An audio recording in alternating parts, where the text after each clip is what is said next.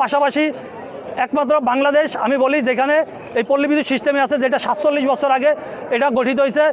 এটা স্বৈর শাসক জিয়াউর রহমানের যিনি তৈরি করছে, একটা প্রতিষ্ঠানে 2টা নীতিমালা রাখছে, অর্থাৎ যারা বোর্ডে থাকবে তাদের জন্য একরকম নীতিমালা, আমাদের জন্য আরেক নীতিমালা। অথচ আপনারা বিষয়টা এখানে নজর দেন পল্লী বিদ্যুতায়ন বোর্ডে কিছু জামায়াত শিবির পেতাত্তা যারা বিএনপি পন্থী এই সিস্টেমটাকে ধ্বংস করার জন্য দিনের পর দিন এত সমস্যা হওয়ার পরেও তারা সমাধানের আশ্বাস না দিয়া বলতে চাই, আজকে সকল সমিতির কর্মকর্তা কর্মচারীরা মাঠে। আমরা বলেছি স্পষ্ট, আমাদের এখন একমাত্র শেষ আশ্রয়স্থল আমাদের মা জননেত্রী দেশরত্ন শেখ হাসিনা।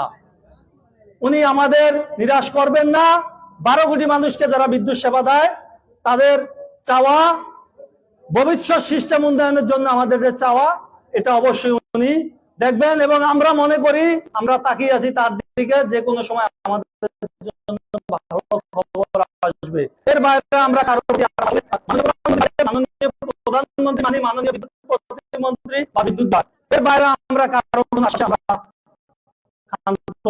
চাই না। তো আমি কথাটা বলতে চাচ্ছি, যেটা আমাদের প্রস্তাবনাটা, যে আমাদের 2 দফা দাবি বাস্তবায়নের বিষয়ে প্রধান উপদেষ্টা বা বিদ্যুৎ উপদেষ্টার পক্ষ থেকে ঘোষণা না আসা পর্যন্ত বা তাদের আহ্বান ছাড়া বিদ্যুৎ বিভাগ বা আরবির সাথে আমরা কোনো ধরনের কোনো আলোচনায় বসবো না। এটা হচ্ছে 1 নম্বর কথা। দ্বিতীয় কথা হচ্ছে, আমরা আগামী 27 তারিখে কোনো ধরনের কোনো আলোচনায় বসবো না, এবং একই সাথে যদি আমাদের এই 2 দফা দাবি বাস্তবায়নের সিদ্ধান্ত বা ঘোষণা না আসে বা উপদেষ্টাদের পক্ষ থেকে আমাদের ডাকা না হয়, তাইলে আমরা 72 ঘন্টা পর গণছুটিতে সবাই চলে যাব। এই 2টা প্রস্তাবনা আমার, এবং এই প্রস্তাবনার বিপক্ষে যদি কেউ থাকেন শুধুমাত্র তারা হ্যান্ড রাইজ করবেন, আর যদি কেউ হ্যান্ড রাইজ না করেন তাইলে আমরা এই সিদ্ধান্তে আমরা অনড় থাকবো। আমি 1 মিনিট সময় দিচ্ছি। আমি আবার বলি, প্রেক্ষাপটটা বলছি, আমরা কোনো ধরনের কোনো আলোচনা, কোনো মিটিং এ যাব না।